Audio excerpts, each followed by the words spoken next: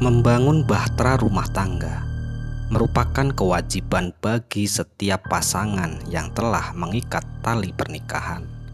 Agar semua cita-cita hidup bahagia berumah tangga bisa didapatkan, jalinan hubungan keduanya pun harus dilandasi dengan keterbukaan, kejujuran, dan saling mendukung satu sama lain. Membina rumah tangga bukan seperti saat menjalin hubungan pacaran.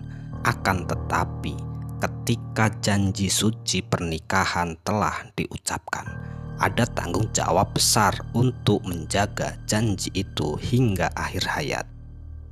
Perkenalkan, namaku Dian. Aku berasal dari daerah Bekasi, dan usiaku saat ini sekitar 30 tahun. Aktivitas sehari-hariku yaitu menjadi ibu rumah tangga. Sedangkan suamiku bernama Fauzan dan kami sudah menikah selama 10 tahun. Hingga akhirnya kami berdua pun telah dikaruniai 2 orang anak. Kehidupan rumah tangga aku dan suamiku awalnya baik-baik saja dan berjalan seperti keluarga pada umumnya.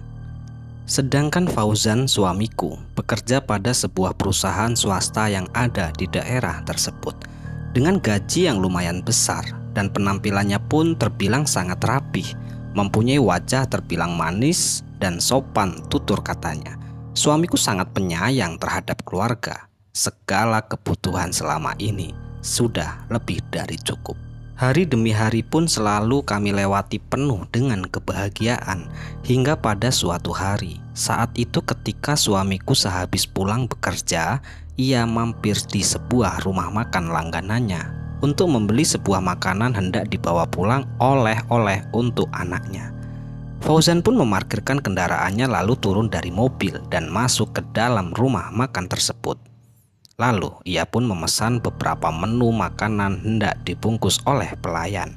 Sembari menunggu pesanannya, Fauzan pun duduk di kursi yang disediakan oleh rumah makan tersebut. Lalu ia pun memainkan ponselnya. Dari seberang tempat duduknya, ada seorang wanita yang duduk juga telah selesai makan. Rupanya wanita itu telah memperhatikan Fauzan sedari duduk di meja itu.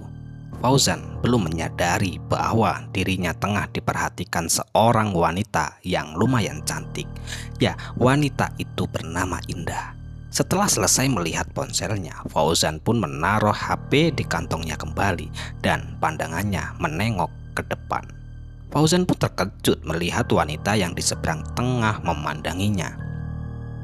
Wanita itu tersenyum tipis karena malu, begitu juga dengan Fauzan yang malah membalas senyumnya. Hari itu diabaikan oleh Fauzan karena takut bermain hati. Ketika Fauzan tengah membalas tatapan wanita itu, tiba-tiba saja pelayan itu mengagetkan lamunannya kala itu. "Pak, pesanannya sudah jadi, Pak," ucap pelayan memberikan bungkusan beserta bon pembayaran. Berapa mas semuanya?" tanya Fauzan kepada pelayan. "Semuanya 70.000 pak." Dan kala itu Fauzan pun memberikan uang berwarna merah kepada pelayan. Lalu pelayan itu pun pergi mengambilkan uang kembalian. Dan bertepatan sekali wanita itu juga telah selesai makan dan beranjak bangun untuk membayar. Berjalan langkahnya dengan gaya pakaian yang modern. Kulitnya pun sangat putih dan semampai. Lelaki manapun pasti akan meliriknya ketika melihat kecantikan Indah. "Mas, aku mau bayar mas." "Berapa ya mas?" tanya Indah dengan suara lembut dan terdengar Fauzan yang berada tidak jauh darinya. Indah telah membayar dan keluar dari rumah makan. Fauzan melihatnya lagi saat berjalan keluar. Indah menunggu di depan rumah makan, sepertinya hendak memesan kendaraan online untuk mengantarkan pulang. Fauzan juga telah membayar dan sepertinya masih melirik Indah sesekali. Begitu juga Indah yang tidak hentinya mencari perhatian Fauzan. Saat Fauzan sudah berada di luar menuju mobilnya, tiba-tiba saja Indah menegurnya dengan sangat lembut. "Mas, maaf mas, kira-kira boleh numpang gak ya mas kalau searah?" ucap Indah perlahan kepada Fauzan. Fauzan pun yang berada di dekatnya berdiri terkejut dan spontan menjawab, Boleh? Pulangnya emang kemana mbak?" Tanya Fauzan sedikit terbata-bata kepada Indah. Aku dekat persimpangan belakang mall mas. Tapi kalau keberatan ya nggak usah, nggak apa-apa sih mas, ujarnya kembali. Ya udah, kebetulan yuk, boleh kok. Kebetulan aku juga searah mbak. Fauzan pun mengiyakan kala itu. Kemudian Indah masuk ke dalam mobil dan diikuti Fauzan. Lalu mereka pun berbincang-bincang sambil melewati keramaian kota Bekasi. Keterbukaan status masing-masing diutarakan. Fauzan juga mengatakan bahwa dirinya telah menikah dan memiliki anak. Dalam benak hati Fauzan mengakui bahwa dirinya telah salah karena mengiyakan Indah untuk mengantarnya pulang. Mas, ini nomor aku, simpan yo, siapa tahu kita bisa menjalin silaturahmi, ucap Indah sembari menyodorkan kartu nama. Oh iya, nanti tak simpan ya. Oh iya mas, ada yang lupa. Kalau boleh minta nomornya mas berapa ya? Kalau boleh tapi mas, jawabnya kembali kepada Indah. Boleh, tapi takutnya nanti kamu kirim pesan istriku baca. Terus bagaimana?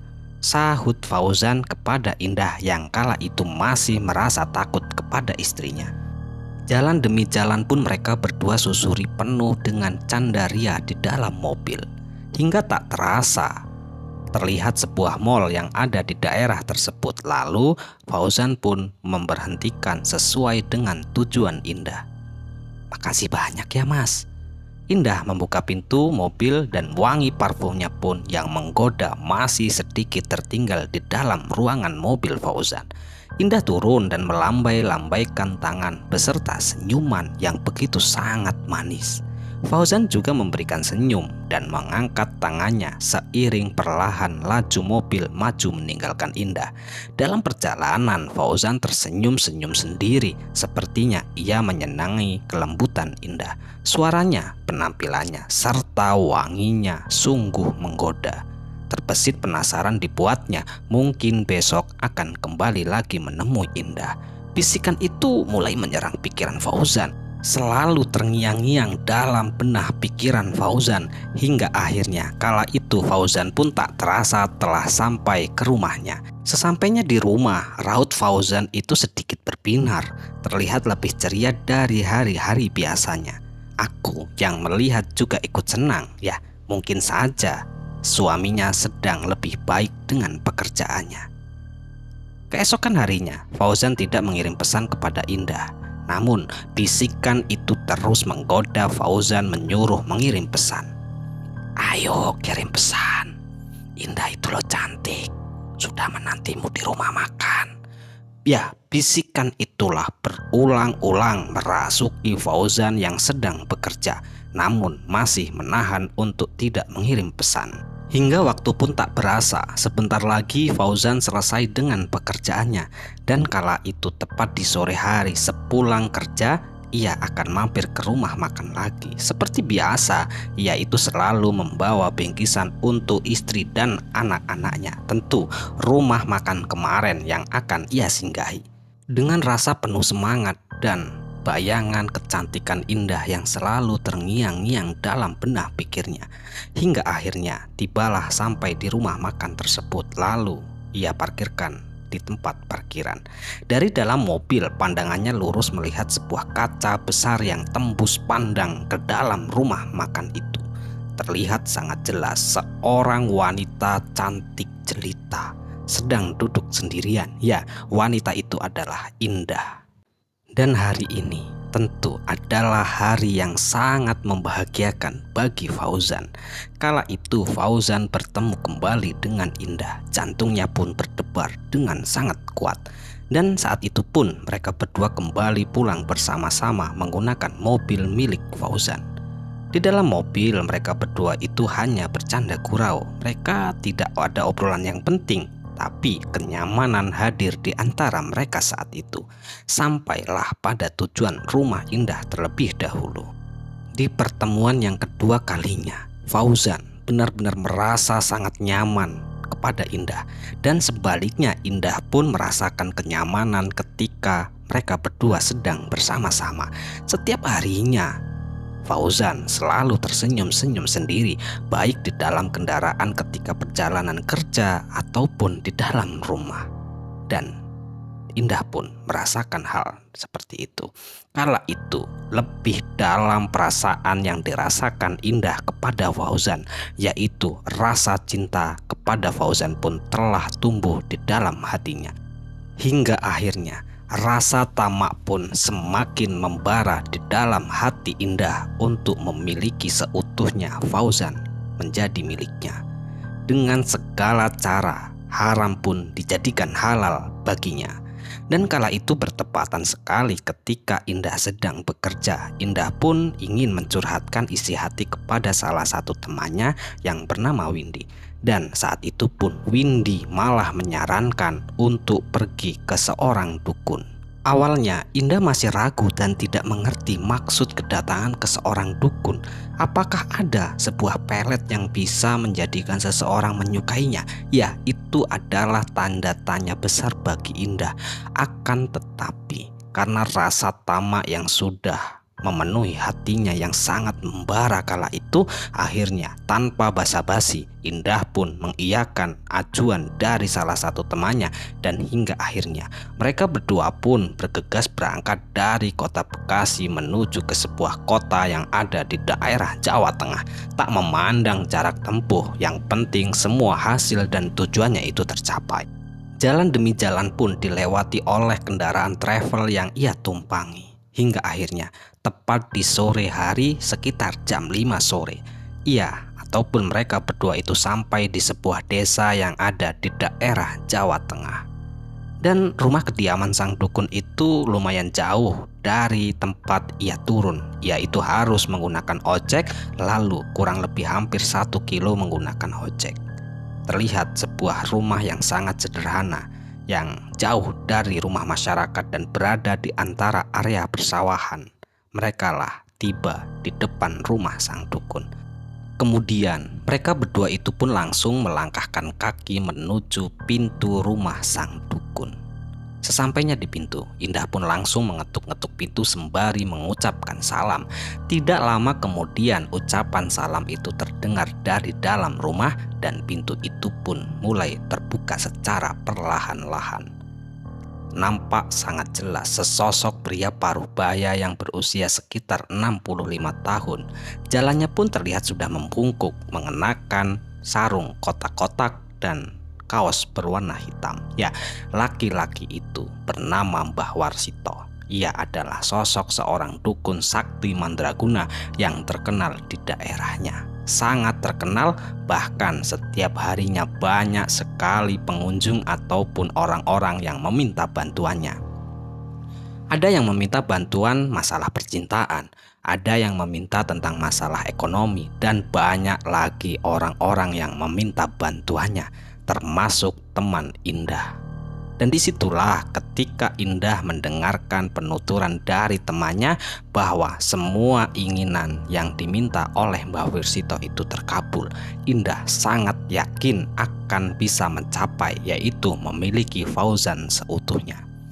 Kemudian Mbah Warsito pun langsung mempersilahkan mereka berdua itu duduk di sebuah ruang tamu yang dimiliki oleh Mbah Warsito. Tidak lama kemudian setelah Mbah Warsito itu menyuguhkan sebuah minuman dan makanan untuk mereka berdua, Indah dan temannya itu mengutarakan semua maksud dan tujuannya, yaitu meminta pertolongan kepada Mbah Warsito.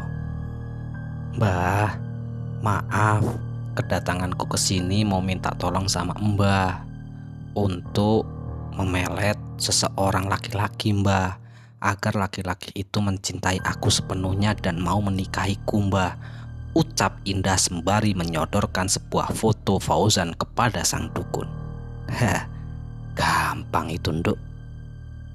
Kamu sudah yakin, kamu sudah mantap ingin melakukan semua ini," jawab Mbah Warsito sembari berdiri lalu pergi menuju ke sebuah ruangan yang ada di dalam rumahnya. Tidak lama kemudian, sekitar 5 menit ya, Mbah Warsito itu kembali membawa sebuah sesajian. ada bunga, ada pula sebuah dupa, dan di situ Mbah Warsito pun mulai menghidupkan ataupun menyalakan dupa tersebut. Bau dupa itu pun semerbak sangat harum sekali memenuhi ruangan rumah dari Mbah Warsito. Tidak lama kemudian Mbah Warsito itu pun mengajak Indah untuk duduk di belakangnya. Lalu mereka berdua itu pun membacakan sebuah mantra. Entah mantra apa yang dibacakan oleh Mbah Warsito, dan tidak lama kemudian sekitar 30 menit mereka berdua itu melakukan sebuah ritual untuk memelet Fauzan, hingga akhirnya ritual itu pun telah usai. Kemudian Mbah Warsito pun memberikan sebuah bacaan mantra kepada Indah yang dituliskan di sebuah kertas berwarna putih.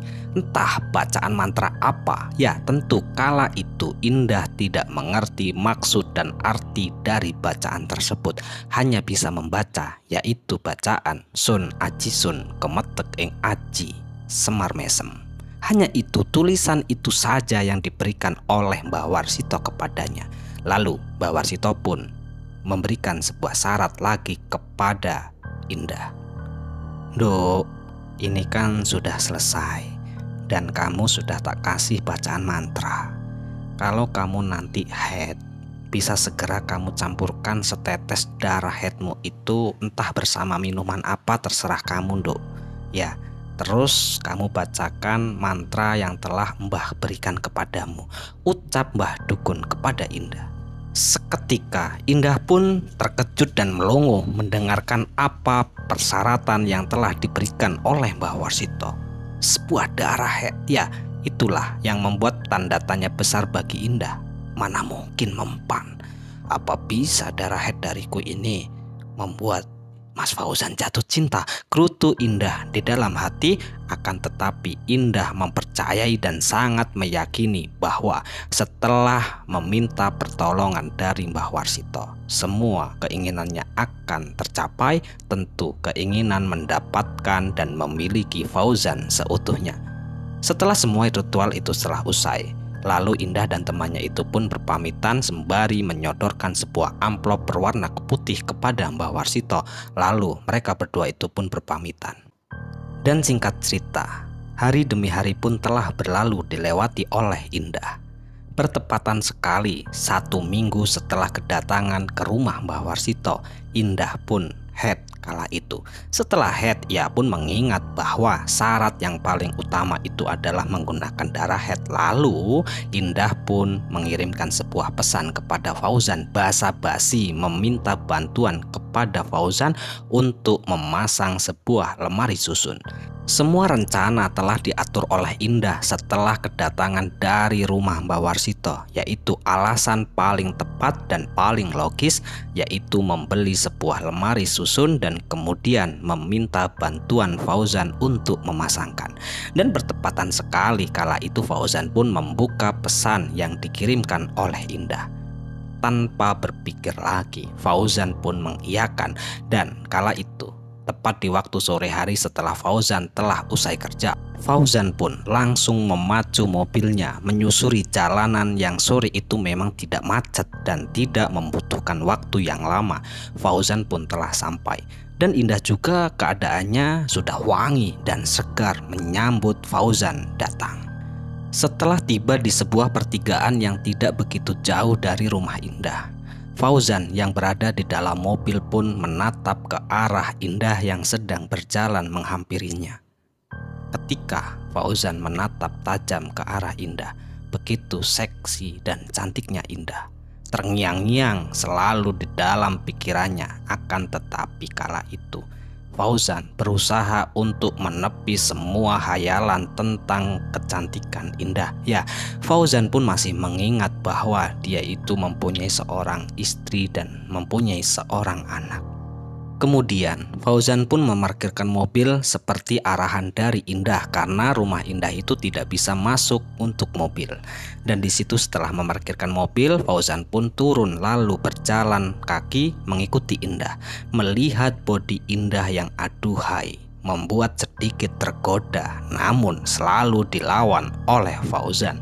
Ditambah lagi wanginya yang sangat-sangat sensasional. Fauzan tersenyum dan terus mengikuti Indah. Setelah sampai ke dalam rumah Indah, lalu Fauzan pun langsung mengerjakan permintaan tolong Indah atas dirinya. Dan Indah pun terlihat berjalan kaki menuju ke arah dapur. Setelah Indah itu sampai di dapur, Indah pun mempersiapkan segala sesuatu ritual dan membaca mantra yang telah diberikan oleh Mbah Warsito. Sebuah kopi hitam yang telah ia buat dituangkan di sebuah cangkir yang sangat cantik, dicampurkan dengan sesuatu, yaitu darah headnya.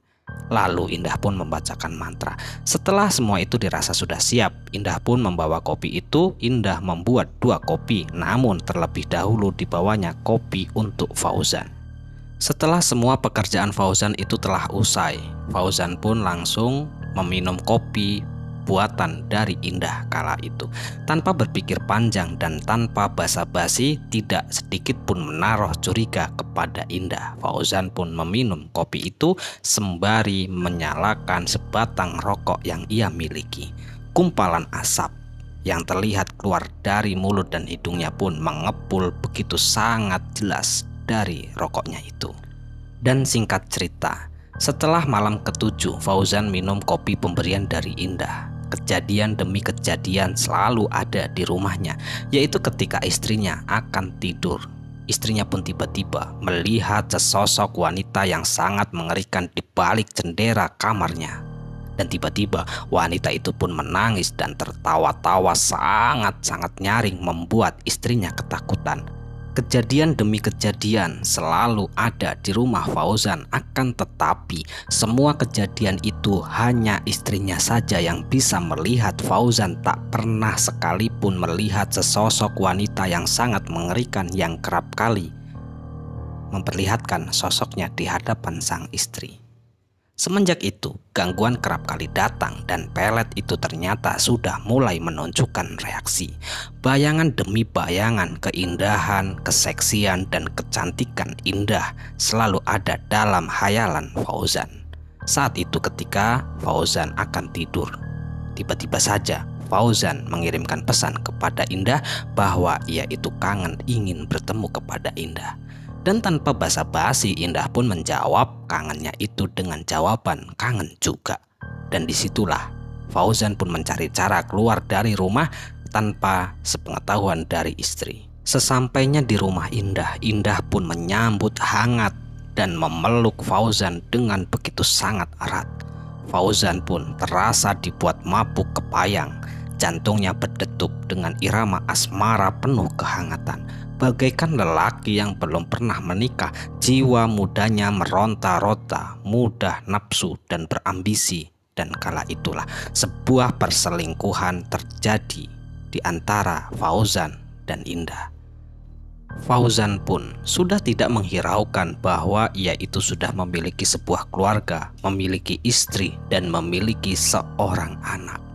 Yang ada di dalam pikiran Fauzan kala itu hanya kecantikan dan keseksian, dan sebuah rasa kenikmatan yang dilalui bersama Indah. Ya tentu semua rasa itu selalu terngiang-ngiang dalam benak pikirannya, hingga akhirnya rumah tangga Fauzan itu pun berantakan. Dan disitulah sebuah perceraian di antara Fauzan dan istrinya itu pun telah terjadi. Selesai. Ya, sekian cerita dari salah satu teman kita yang menceritakan rumah tangganya itu harus kandas dan harus berantakan karena ada orang ketiga masuk. Semoga kita semua itu terhindarlah dari hal-hal semacam itu. Dan kami ucapkan mohon maaf yang sebesar-besarnya jika ada kata-kata yang salah yang kami sampaikan di dalam cerita. Dan kami ucapkan terima kasih banyak kepada teman-teman semua yang telah mendukung kami. Semoga amal kebaikan teman-teman dibalas oleh Allah Subhanahu wa Ta'ala berupa hal-hal yang lebih baik dan lebih bermanfaat dalam kehidupan kita semua. Dan untuk teman-teman yang sedang sakit, semoga diberi kesembuhan. Yang sedang mengalami kesulitan, semoga diberi kelancaran dalam segala hal. Amin, amin ya rabbal alamin. Bye, sampai jumpa di cerita selanjutnya. Akhirul qouli, wassalamualaikum warahmatullahi wabarakatuh.